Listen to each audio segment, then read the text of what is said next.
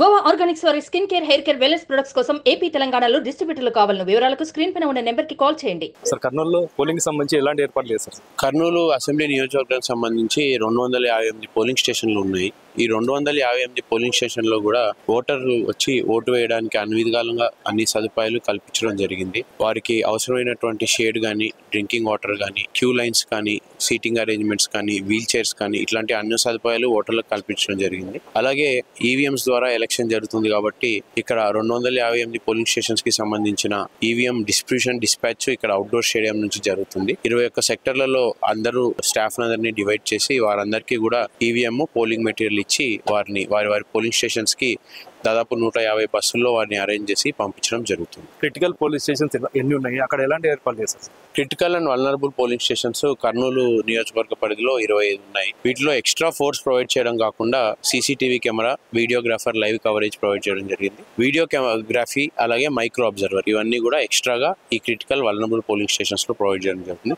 అయితే CCTV camera మాత్రం 258 polling stations లో కూడా మనం సీసీటీవీ కెమెరా ద్వారా మానిటరింగ్ చేయడం జరుగుతుంది.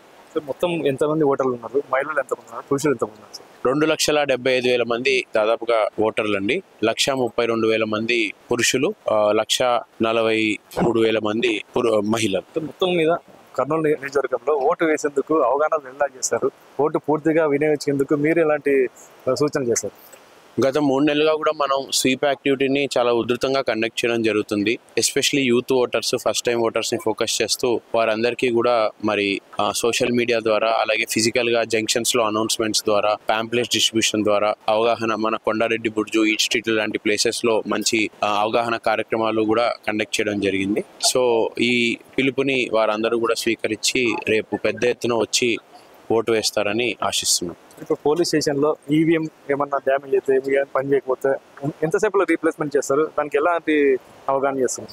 సో ఈవీఎంస్ అనేవన్నీ కూడా కమిషనింగ్ అని చెప్పి మనం ఒక ఫస్ట్ లెవెల్ టెస్టింగ్, కమిషనింగ్ చేసి అవి సరైనగా పనిచేస్తున్నాయి అన్న ఒక కంక్లూజన్కి వచ్చిన తర్వాతే ఇక్కడ ఇవ్వడం జరుగుతుంది. అయినప్పటికీ అక్కడక్కడ ఏమన్నా ఇబ్బందులు వస్తే వారికి ఒక స్టాండర్డ్ ప్రోటోకాల్ ఉంది. మనం బీఈఎల్కి సంబంధించిన ఇంజనీర్స్, అలాగే రిజర్వ్ ఈవీఎం మెషిన్స్ కూడా మనం పెట్టడం జరిగింది.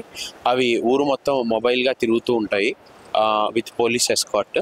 ఎక్కడైతే మనకి ఇన్సిడెంట్ ఏమైనా రిపోర్ట్ అవుతుందో మనం వెంటనే 15 నుంచి 20 నిమిషాల లోపల ఈవీఎంని అక్కడికి చేర్చి రీప్లేస్ చేసి మళ్ళీ పోల్ స్టార్ట్ చేయాలనేది మన టార్గెట్. అందుకు అనుగుణంగానే అవసరమైన ఏర్పాట్లన్నీ కూడా మేము చేసుకుంటాం.